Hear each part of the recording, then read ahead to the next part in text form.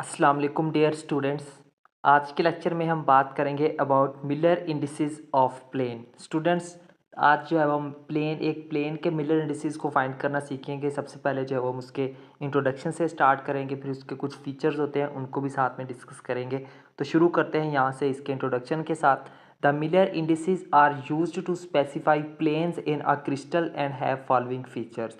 जो Miller indices होते हैं इनको हम इस्तेमाल करते हैं किन्हीं भी एक क्रिस्टल के अंदर जो प्लेन्स होते हैं उनको स्पेसिफाई करने के लिए, और इनके कुछ फीचर्स होते हैं जिनको जो है वो अब हम वन बाय वन करके डिस्कस करेंगे। तो इन फीचर्स में सबसे जो पहला फीचर है वो है हमारे पास all parallel planes have same Miller indices, यानी कि हमारे पास जितने भी पैरेलल प्लेन्स होते हैं ना उन सब के जो मिलर इंडिसेस होते हैं वो क्या होते हैं, सेम होते हैं। These Miller indices define a set of parallel plane. तो इस तरह से हमें पता चलता है कि जो मिलर इंडिसेस होते हैं ना वो हमारे पास एक सेट ऑफ पैरेलल प्लेन्स का क्या करते हैं, डिफाइन करते हैं। ठीक है, ये था इसका पहला फीचर। उसके बाद अगर इसके हम सेकंड फीचर की बात करें तो वो है a plane parallel to any coordinate axis has an intercept of infinity. तो कोई भी एक एक प्लेन जो कि पैरेलल होता है वो क्या करता है, किसी भी कोऑर्डिनेट एक्सिस के ऊपर जो है वो क्या होता है, पैरेलल होता है। ठीक है, वो प्लेन तो उसके पास कौन सी चीज़ होती है, उसके पास जो है वो इन्फिनिटी का इंटरसेप्ट ऑफ इन्फिनिटी होती है। ठीक है,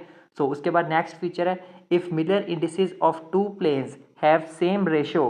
अगर हमारे पास किसी दो प्लेन्स के जो मिलर इंडिसेस हैं अगर उनके दरमियान जो रेशियो है वो क्या हो, सेम हो, then the plane are said to parallel. तो फिर जो उन प्लेन्स को हम क्या कहते हैं, पैरेलल का नाम देते हैं। ठीक है, ये इसके कुछ मिलर इंडिसेस थे। मजीद जो है वो इसको यहाँ पे जो है वो हम इसको एक्सप्लेन करेंगे। ठीक है, उसको मैं थोड़ा सा जूम कर लेता हूँ ताकि हमें क्लियरली नज़र आए। ठीक है, तो यहाँ से देखें, consider a plane with lattice parameters A B C in right handed coordinate system as shown in figure. यहाँ पे देखें, फ़र्ज़ कर लेते हैं हमारे पास कोई भी जो है वो एक जो है वो हमारे पास प्लेन है। ठीक है, ए बी सी। ठीक है, ये हमारे पास क्या है, एक राइट हैंडेड कोऑर्डिनेट सिस्टम के अंदर हमारे पास एक प्लेन मौजूद है जिसको हम ए बी सी का नाम दे रहे हैं। ठीक है, the steps involve to calculate Miller indices. तो इसके जो है अगर हमने मिलर इंडिसेस को अगर हम इसके इस प्लेन के अगर मिलर इंडिसेस को अगर हमने कैलकुलेट करना हो तो उसके लिए हमारे पास कुछ स्टेप्स हैं। ठीक है, उन स्टेप्स को देख लेते हैं वो कौन कौन से हैं।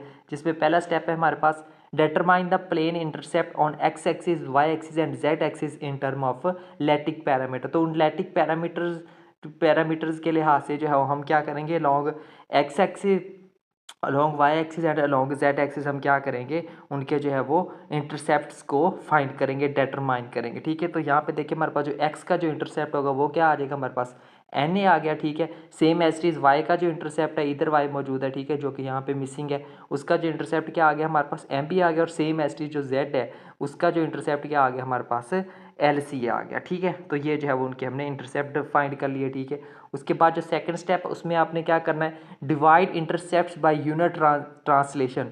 उन जो आपने जो इंटरसेप्ट फाइंड किए हैं ये, ठीक है, ये वाले जो इंटरसेप्ट आपने फाइंड किए हैं इन सबको जो है वो आप डिवाइड कर दे by unit translation. Unit translation से मुराद यही है कि जो एक्स इंटरसेप्ट है उसको आपने ए से डिवाइड कर देना, जो वाई का इंटरसेप्ट था एम बी उसको आपने बी से डिवाइड कर देना। ठीक है, और सेम एज इट इज आपके पास जो z का जो इंटरसेप्ट था एल सी उसको जो है वो आपने सी से डिवाइड कर देना। ठीक है, जब इनके ऊपर जब डिवाइड करें तो ए से कैंसिल आउट, एन रह जाएगा, यहाँ से एम रह जाएगा और यहाँ से क्या रह जाएगा, एल रह जाएगा। ठीक है, सो उसके बाद स्टेप नंबर 3 में क्या करना है, take reciprocals of fractional intercepts. फिर आपने क्या करना है, ये जो आपके पास जो बाकी जो बच जाएंगे, ठीक है, ये जो एन है यहाँ से एम है यहाँ से, इन सब का क्या ले लेना, रेसिप्रोकल ले लेना। ठीक है, तो ये हमने उनके क्या ले लिए हैं, रेसिप्रोकल यहाँ पे ले लिए। ठीक है, ये था आपका स्टेप नंबर 3। उसके बाद फोर्थ स्टेप में आपने क्या करना है, multiply fraction by smallest common factor to convert into integer. तो इनको इंटीजर में कन्वर्ट करने के लिए हम जो है वो स्मॉलेस्ट कॉमन फैक्टर से जो है इनको क्या करेंगे,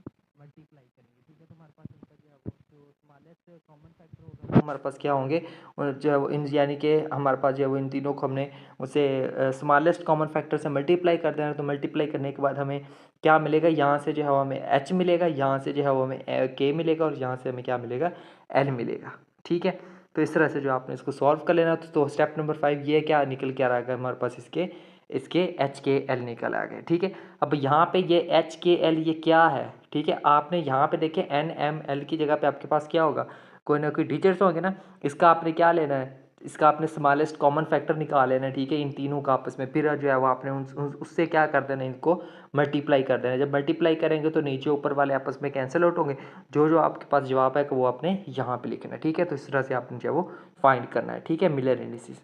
तो ये था स्टूडेंट्स हमारा आज के लेक्चर, जिसके अंदर जो है वो हमने मिलर इंडिसेस फाइंड किए हैं एक प्लेन के। उम्मीद करता हूँ आपको अच्छे से क्लियर हो गया होगा। सो मिलते हैं नेक्स्ट लेक्चर में किसी और टॉपिक के साथ। तब तक के लिए टेक केयर एंड अल्लाह हाफिज़।